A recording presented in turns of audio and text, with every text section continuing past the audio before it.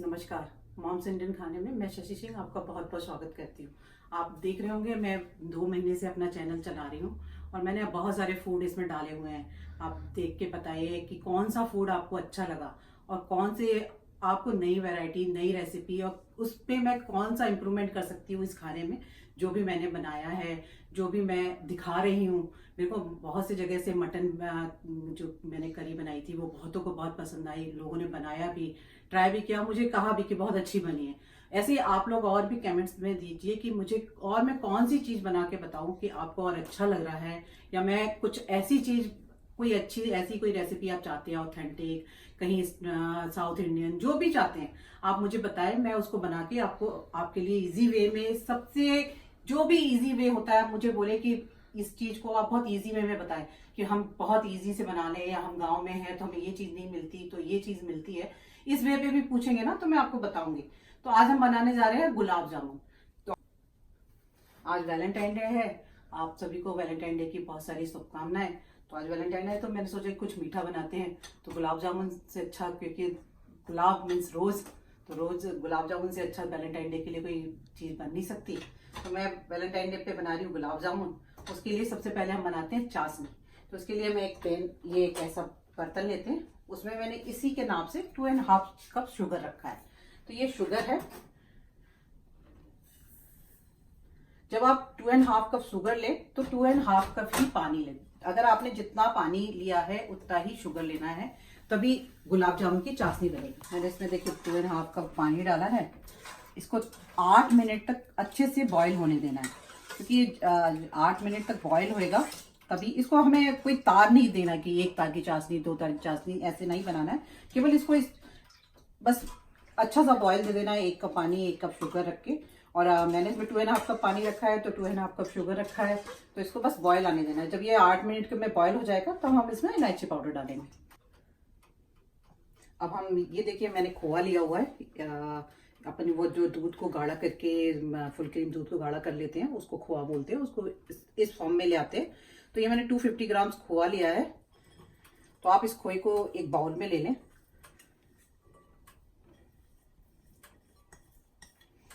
और साथ में ले हाफ से भी कम baking soda, half teaspoon से भी कम baking soda, and 2 tablespoon के करीब ये है मैदा, all purpose flour. 2 tablespoon के करीब ऑल पर्पस फ्लोर लेना। इसको अच्छी तरह से आपको मिक्स करना है सबको।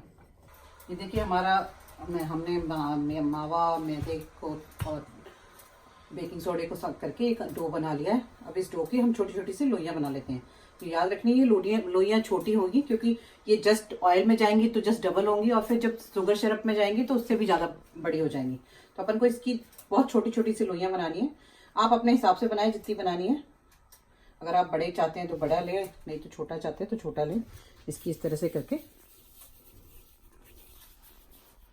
इसमें देखें कि क्रैक, मतलब लाइन और क्रैक्स नहीं पड़े।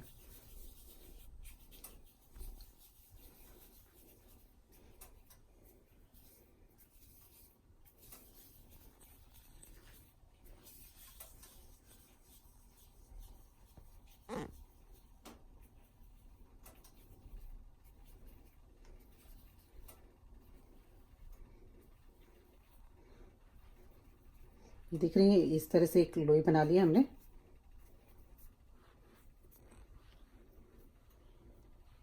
आप इस तरह से सारी लोइयां बना लें। देखिए हमारी चाशनी, हमने 8 से 10 मिनट से इसको बॉईल कर रहे हैं। तो ये हमारा शुगर सिरप तैयार हो गया है। अब हमें इसमें क्या करना है, 1 टीस्पून के करीब इलायची पाउडर डालना है। और साथ में हमें, गुलाब जामुन हमेशा घी से अच्छे बनते हैं, पर हम इतना ज़्यादा आजकल कोई घी से खाता नहीं है, क्योंकि कोलेस्ट्रॉल ज़्यादा हो जाता है। तो मैं क्या करती हूँ कि घी की अच्छा टेस्ट आने के लिए हम चाशनी में ही 1 चम्मच के करीब घी डाल देते हैं, जिससे गुलाब जामुन जब भी वो पानी एब्जॉर्ब करेगा तो घी का टेस्ट आएगा। यहाँ पे देखिए हमने तेल गरम कर लिया है। तेल इसका ज़्यादा गर्म नहीं होना चाहिए। इसको हमेशा हमें मीडियम आंच पे ही तलना चाहिए, क्योंकि आप हमेशा पहले एक डाल के देखिए कि इसका आंच कैसा है। अगर ये बहुत जल्दी ऊपर आ रहा है तो इसका भी आंच सही है। और इसको ज़्यादा हिलाना भी नहीं है, क्योंकि अगर आपने ज़्यादा हिलाया तो ये टूट जाएगा। तो आप इसको मीडियम आंच पे ही रख के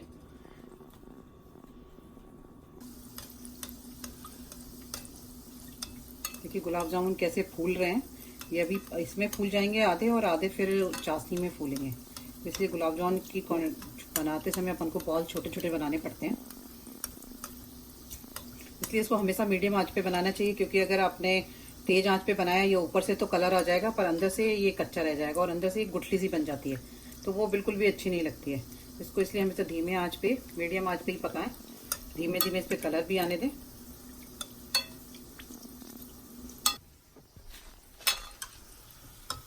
देखिए वो हमारे गुलाब जामुन तल गए हैं, बहुत अच्छी तरह इनका कलर आ गया है। अब इनको डायरेक्ट ही चाशनी में डाल देना है।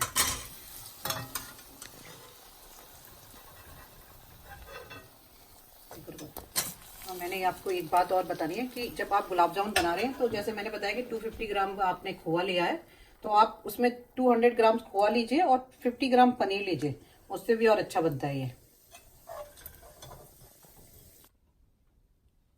देखिए हमारे गुलाब जामुन कितने अच्छे बने हैं, और सारे गुलाब जामुन इतने अच्छे बने हुए हैं। मैं आपको इनको अंदर से भी काट के दिखाती हूँ कि अंदर से भी ये पके हैं कि नहीं।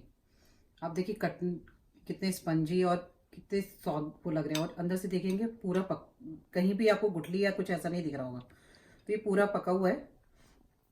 इसको टेस्ट करके बताती हूँ।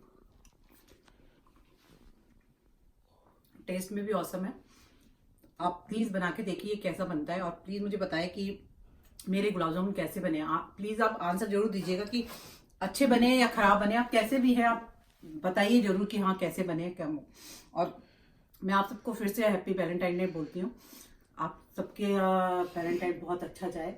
आपका गुलाब जामुन भी बहुत अच्छा बने। मैं ये चाहती हूँ कि ये जब गुलाब जामुन आप बनाएं, जरूर है कि फर्स्ट अटेम्प्ट में आपसे इतना अच्छा नहीं बने, पर आप कोशिश करेंगे, पेशेंस रखेंगे तो जरूर अच्छा बनेगा। नमस्कार।